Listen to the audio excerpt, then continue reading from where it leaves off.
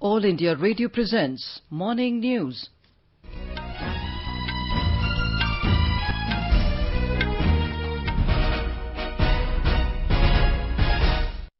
Good morning. I'm Anuja Kumar, and with me is Subhadra Ramachandran. The headlines. COVID-19 recovery rate improves to over 75% in the country. Number of recoveries more than 3 times the active cases. Assam Higher Secondary Education Council decides to reduce 30% syllabus for current academic year due to COVID-19 pandemic. Government announces tax exemptions for businesses with an annual turnover of up to 40 lakh rupees. Massive relief and rescue operations underway in building collapse mishap in Raigad district of Maharashtra. And government extends validity of motor vehicle documents till 31st of December.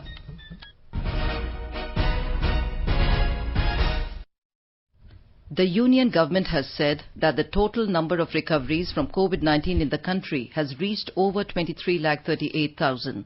COVID-19 recovery rate in the country has improved to 75.27%. In all, 57,469 people have been cured of coronavirus during the last 24 hours.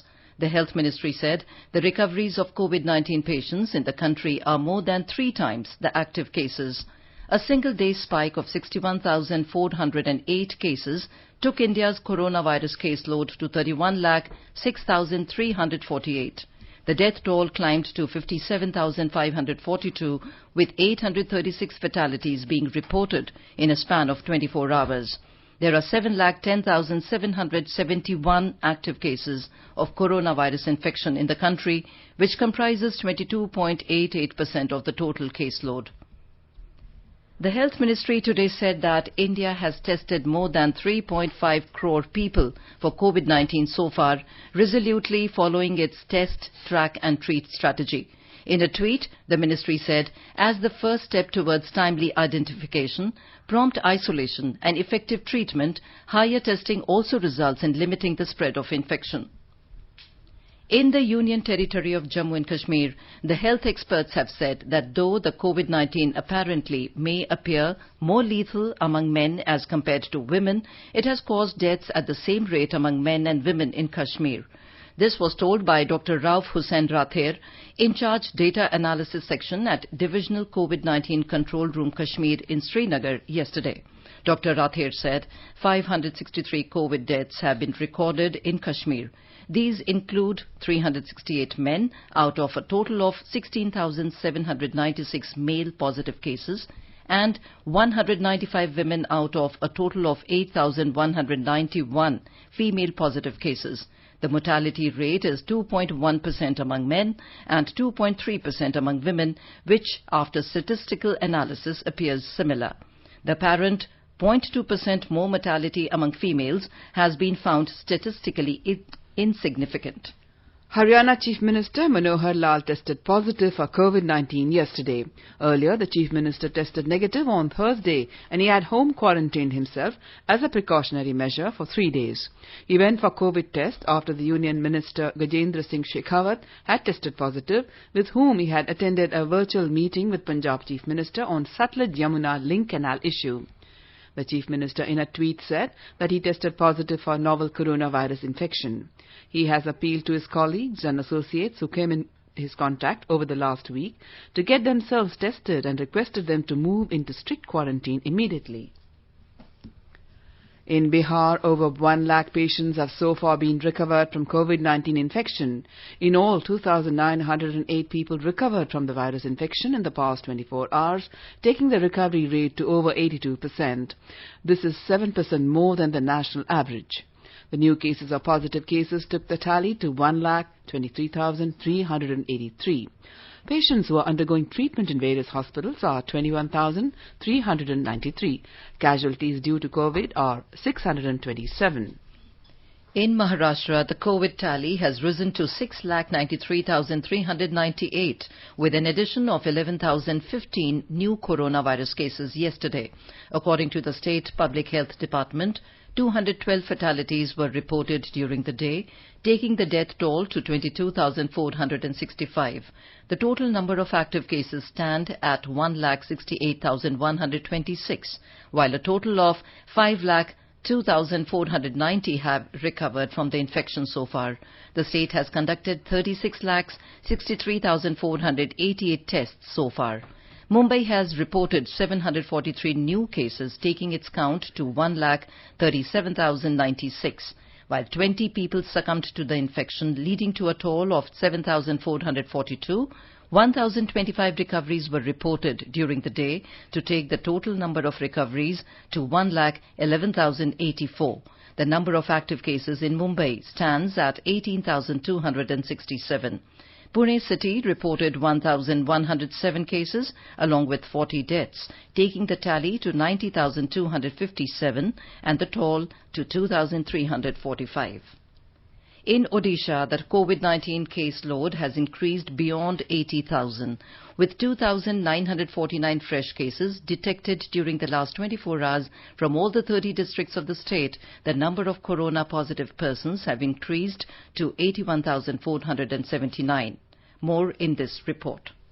Amidst the rising graph of infection in the state, one positive aspect about the state's fight against COVID-19 is the declining rate of positivity. Out of 13,63,620 sample tests conducted so far, only 5.98% people have turned positive. Meanwhile, Khordha, the host district of capital Bhubaneswar, which continued to top the COVID-19 tally in the state for over a fortnight, has left pace for Cuttack to overtake it in terms of the viral load. While Khordha has reported 474 positive cases, Cuttack has hiked ahead with 589. On the other hand, the district of Ganjam, which once was the corona hotspot of the state, has managed to pull its COVID-19 cases further down to 179. Girish Chandra Das, AIR News, Bhubaneswar. Assam Higher Secondary Education Council has decided to reduce 30% of syllabus for this academic year due to COVID-19 pandemic. Sources said that notification in this regard will be issued soon. The decision was taken in a recent meeting of the Council's Academic Committee. This decision will be implemented for the students of 11th and 12th classes in all arts, commerce and science streams with certain conditions. Our correspondent reports that the Education Department has set up a task force which will decide on reopening of educational institutes. The Assam government is mulling to resume classes from 1st of next month, subject to the approval of the centre. In Assam, the Panchayat and Rural Development Department is doing the skill mapping of the workers who returned to their homes due to COVID-19 pandemic.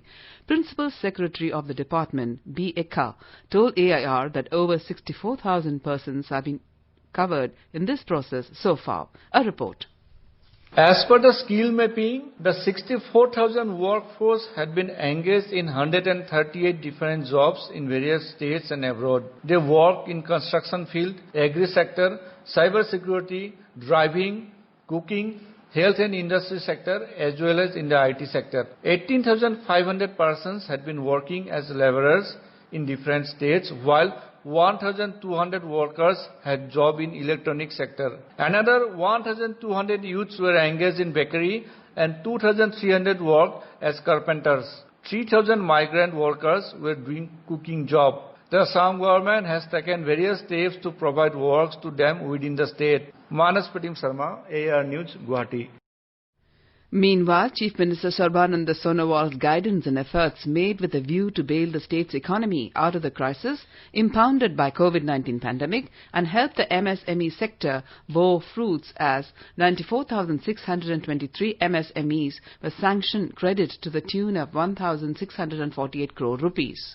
In an interaction program with the beneficiaries of Emergency Credit Line Guarantee Scheme and the Atmanirbhar Bharat Abhiyan in Guwahati yesterday, Chief Minister said that realizing the role of MSME sector in the economy of the state, all the general managers of district industries and commerce centres have been asked to create awareness about the stimulus package announced by Prime Minister Narendra Modi. In Manipur, 97 persons were discharged from different COVID care centres in the past 24 hours, thus improving the recovery rate to 69.24%. So far, 3,713 persons were recovered in the state. Out of the total cases, 5,362. Meanwhile, 116, including 42 personnel from the Central Armed Police Force, were confirmed as new COVID-19 positive cases in the last 24 hours in Manipur. Among the new cases, 71 locals do not have travel history. Sikkim Chief Minister Prem Singh Tamang chaired a meeting of the State Task Force in Gangtok yesterday. The meeting was convened to deliberate on urgent issues related to the COVID-19 situation, especially recent guidelines on intra- and interstate movement of people and vehicles issued by the Union Ministry of Home Affairs. Following the State Task Force meeting, Sikkim government has allowed intra- and inter-district movement of persons and passenger vehicles on odd-even basis during Monday to Friday. However, only local movement has been allowed on Saturdays and Sundays. These relaxations do not apply to containment zones. No changes have been made to interstate movement protocol. Sikkimese returnees would be screened and sent on stringent home quarantine on meeting stipulated criteria. Considering the surge in COVID-19 cases among employees of pharmaceutical companies operating in Sikkim, exclusive quarantine centers will be identified for these returnees. The same will apply for labourers. Visakat Sarkar, Parija Chara from Gangtok for AIR. In Tamil Nadu, the total COVID-19 infection has risen to 385,000, with 5,967 people infected yesterday. Meanwhile, the state-run Medical University and the Ayush Department have inked an agreement to hold joint research in medicine. Here is a report. Across the world, researches are going on at a frenetic pace to develop vaccines on the one hand and medicines against the virus on the other. The approaches in the researches are highly diverse. One such initiative is the joining together of the state-run Tamil Nadu Dr. MGR Medical University in Chennai and the Ayush Department. They entered into an agreement yesterday to find solutions in the ongoing battle against the novel coronavirus. It is to find ways of having a fusion between allopathy and the tens of hundreds of years old Siddha, not just against the pandemic but also against the overall health challenges. The synergy may hold promises for a holistic solution to various health issues. Jai Singh, AR News, Chennai. In Karnataka, 5,851 new COVID-19 positive cases were reported in the state during the last 24 hours, which takes the tally to 2,83,665. A record 8,061 patients recovered and were discharged from various hospitals in the state. A report. Karnataka had conducted 39,817 COVID tests yesterday and thereby taking the tally to 24,53,768. The total number of active cases have gone up to 81,211 in the state. The state recovery rate has improved to 69.67% and the mortality rate stands at 1.70%. Meanwhile, the Karnataka government relaxed the 14-day home quarantine rules to the interstate travellers coming to Karnataka that was earlier mandatory in view of the COVID-19 pandemic. According to the new guidelines issued yesterday, there will no longer be medical checkup at the state borders, bus stations, railway stations and airports. The new guidelines have come into force from yesterday. R. Murthy, AR News, Bengaluru. Kerala confirmed 1,242 new COVID cases yesterday, while 1,238 persons recovered from the disease. The total number of active cases in the state is 20,323. 11 deaths were also confirmed during the day due to COVID, taking the death toll in the state to 234. Presently, there are a total of 1,83,448 people under observation in various districts of the state. In Andaman and Nicobar Islands, the lockdown outside containment zones has been extended till the midnight of 31st August. However, more relaxations have been given. The electric, hardware, motor garage, furniture shops are now allowed to open along with shops of essential items. Construction activities have also been permitted in the islands. Fishing activities and home delivery of food from restaurants will also go on. Petrol pumps and banking services will be carried out as before. A rapid antigen test made necessary for all incoming passengers from the mainland. Yesterday, 44 fresh cases were reported while 129 recovered. Participating in AIR live phone-in program on COVID-19, Dr. Aparna Agarwal Professor of Medicine at Lady Hardinge Medical College said that people need to adopt the 3 pillars of precaution, that is, hand hygiene, wearing face masks, and social distancing to avoid the spread of COVID infection. 3 pillars है हमारे hand hygiene, हाथ घर से साफ करके निकले साबुन से, अपने पर्स में बैग में सैनिटाइजर की बोतल रखें और बीच बीच में सैनिटाइजर से हाथ धोते रहें। सेकेंड मोस्ट इम्पोर्टेंट, बिना मास्क के कहीं नहीं जाएं और मास्क सिर्फ लगाना आवश्यक नहीं है, उसको ठीक से लगाना आवश्यक है। अगर लूज मास्क बांधा हुआ है तो फिर उसकी एफिकेसी कम हो जाती है। और तीसरी चीज सोशल डिस्टेंसिंग, जहां पे भी भीड़ ज्यादा है वहां पे अवॉइड करें या वेट करें कि भीड़ छन जाए, कुछ लोग निकल जाए उसके बाद। You are listening to the morning news on All India Radio. A reminder of the headlines before we move on. COVID-19 recovery rate improves to over 75% in the country. Number of recoveries more than 3 times the active cases. Assam Higher Secondary Education Council decides to reduce 30% syllabus for current academic year due to COVID-19 pandemic. Government announces tax exemptions for businesses with an annual turnover of up to 40 lakh rupees. Massive relief and rescue operations underway in building collapse mishap in Raigad district of Maharashtra. And government extends validity of motor vehicle documents till 31st of December. For quick news updates round the clock, follow us on our Twitter handle @AIR News Alerts. The Ministry of Finance has said that businesses with an annual turnover of up to 40 lakh rupees are GST exempt. Initially, this limit was 20 lakh rupees. In a tweet, Finance Ministry said, additionally, those with a turnover up to 1.5 crore rupees can opt for the composition scheme and pay only 1% tax. It said once GST was implemented, the tax rate on a large number of items was brought down.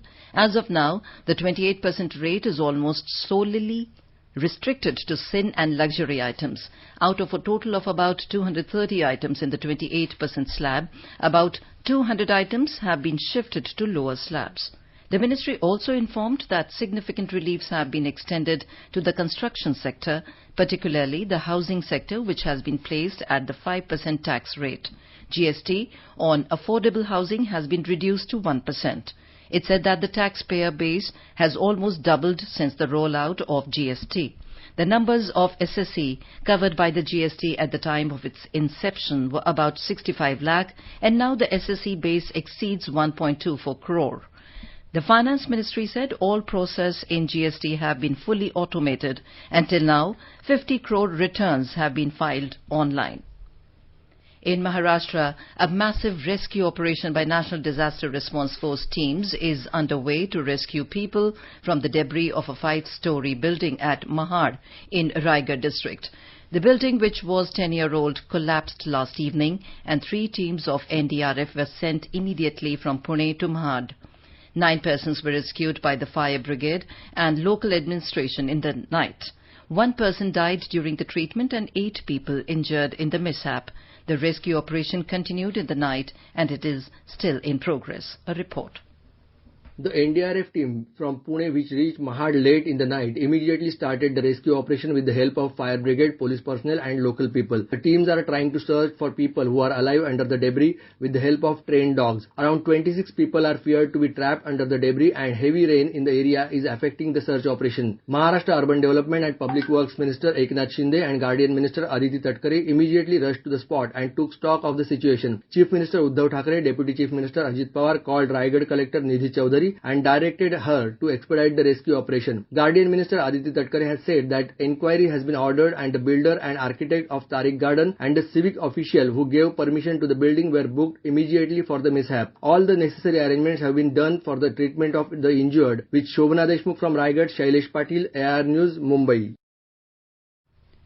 Home Minister Amit Shah has said that the collapse of a building in Raigad, Maharashtra is very tragic. Mr. Shah spoke to Director General of National Disaster Response Force, NDRF, to provide all possible assistance. In a tweet, he said the teams are on the way and will be assisting with the rescue operations as soon as possible. He prayed for everyone's safety. Minister for Road Transport and Highways Nitin Gadkari will inaugurate and lay the foundation stones for 45 highway projects in Madhya Pradesh today. Chief Minister Shivraj Singh Chauhan will preside over the virtual function. More from our correspondent. The projects of inauguration and foundation laying include 1,361 kilometers of road, 2 overbridges and 6 bridges involving construction value of 11,427 crore. Paving the way for development of Madhya Pradesh, these roads will enhance better connectivity, convenience and economic growth in and around the state. Movement of people and goods to and from the state will also improve, especially with the neighboring state of Rajasthan, Uttar Pradesh and Chhattisgarh. The function will be virtually attended by Union Ministers Thawar Chand Gehlot, Narendra Singh Tomar, Prahlad Singh Patel, Faggan Singh Kulaste and General Dr. V.K. Singh retired, along with MPs and senior officers from the state and the centre. Sanjeev Sharma, AIR News, Bhopal. Road Transport and Highways Ministry has decided to extend the validity of motor vehicle documents till the 31st of December. The ministry had earlier issued advisories on 30th of March and 9th of June this year regarding extension of validity of the documents related to Motor Vehicles Act and Central Motor Vehicle Rules. It was advised that the validity of fitness, permit, license, registration or any other concerned documents may be treated to be valid till 30th of September. In Gujarat, Mdhabad Railway Division has successfully introduced a baggage sanitization and wrapping machine at Mdhabad Railway Station. It is the first of its kind across the Indian Railways. Considering the momentum in transport and travel services after Unlock 1, the division has come up with baggage sanitization and wrapping machine to ensure safe travel amid the pandemic. AIR correspondent reports that the baggage sanitization and wrapping machine set up under the Atmanirbhar Bharat concept ensure 360-degree sanitization of the luggage by using ultraviolet radiation. More from our correspondent. The indigenously made machine has been installed by a private enterprise which is running successfully. The machine has been set up on around 69 square meter space on Ahmedabad railway station, which is helping Ahmedabad division to earn additional revenue. Ahmedabad divisional railway manager Deepak Kumar Jha told AIR News, "We have set up a 360-degree baggage sanitization equipment which works on UV technology. A baggage wrapping equipment has also been installed. This is a paid service. For sanitizing each baggage, Rupees 10 to 20 has to be paid depending upon the size. For getting the baggage wrapped, Rupees 60 to 80 has to be paid. This is first such setup at any station on Indian Railways. This service is paid and voluntary and charges depending upon the size and weight of the luggage. This is an ideal solution for the passengers travelling by the railways amid the pandemic." Yogesh Pandya, AIR News, Ahmedabad. In Uttar Pradesh, the notification for the by-election to the lone Rajya Sabha seat in the state will be issued today. The election was necessitated following the demise of Rajya Sabha MP Amar Singh. According to the Election Commission release, nominations can be filed till 1st of September and the last date for withdrawal of candidature is 4th of September.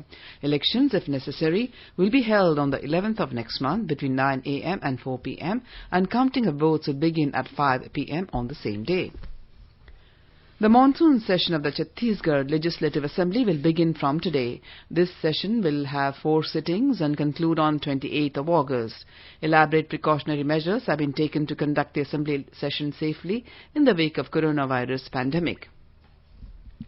In Kerala, M.V. Shreyams Kumar of the Loktantrik Janata Dal, an ally of the ruling Left Democratic Front, sailed to victory in the by-poll held yesterday for one vacant Rajya Sabha seat. He defeated his Congress rival Lal Varghese Kalpakawadi by 37 votes. While Mr. Shreyams Kumar bagged 88 votes, Mr. Varghese got 41. One vote was declared invalid. A two-time legislator, Kumar won the Rajya Sabha seat held by his late father, MP Virendra Kumar. The death of the 83-year-old veteran leader on the 28th of May had necessitated the by-poll.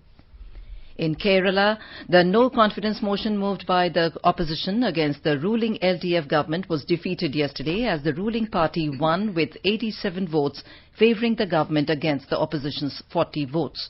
The no-confidence motion was the part of opposition's protest seeking Chief Minister Pinarayi Vijayan's resignation, alleging that his office was linked to the recent case of gold smuggling through the diplomatic channel. The one-day assembly session witnessed heated debates on the motion. In Uttar Pradesh, the state government will prepare a database of the migrant workers of the state working in different countries of the world. It will help in providing them assistance during an emergency. Chief Minister Yogi Adityanath yesterday launched ambitious NRI Unified Portal. Speaking at the launch, Yogi Adityanath said that this portal would not only help in investment in the state, but also provide an opportunity for those who want to go abroad. AIR correspondent report that the website nri.up.gov.in will also provide a platform for NRIs keen to know about their roots or those seeking help from the UP government related to their homes or families in the state. Army Chief General Manoj Naravane yesterday conferred the Chief of Army Staff Unit Appreciation to 51 Special Action Group of National Security Guards in recognition of the group's outstanding achievements in combating terrorism. On this occasion, General Naravane complimented the force for its capabilities and professionalism. The group draws 100% of its manpower from the Indian Army and has established itself as an elite counter-terrorist force, earning many gallantry awards, including 3 Ashok Chakras. Prime Minister Narendra Modi will share his thoughts with the people in the country and abroad in the Man Ki Baat program on All India Radio on Sunday. It will be the 68th episode of the monthly radio program. In a tweet, Mr. Modi said he is looking forward to the ideas and inputs of people for the program. He said people can share their views in Namo app or MyGov Open Forum. The Republican National Convention, RNC, has formally re-nominated President Donald Trump as the party's presidential candidate for the November 3rd election. Mr. Trump, who faces a formidable challenge from former Democratic Vice President Joe Biden, is scheduled to deliver his acceptance speech from the South Lawn of the White House on 27th of August. Mr. Trump was re-nominated following a roll call of votes from elected Republican Party delegates from all the 50 states yesterday. Vice President Mike Pence was also re-nominated as his running mate. Mr. Pence made a surprise appearance at Charlotte, where the roll call vote was done. He will deliver his formal acceptance speech on Wednesday. Now let us take a look at the weather update for today. On to the north, in the Union Territory of Jammu and Kashmir, the minimum temperature was 26 degrees Celsius in Jammu, while the maximum will be around 33 degrees. The city will have generally cloudy sky with moderate rain. In Srinagar, the minimum temperature was around 20 degrees, while the maximum will be 30 degrees. The city will have partly cloudy sky with possibility of rain or thunderstorm or dust storm. Ladakh will have mainly clear sky becoming partly cloudy towards afternoon or evening.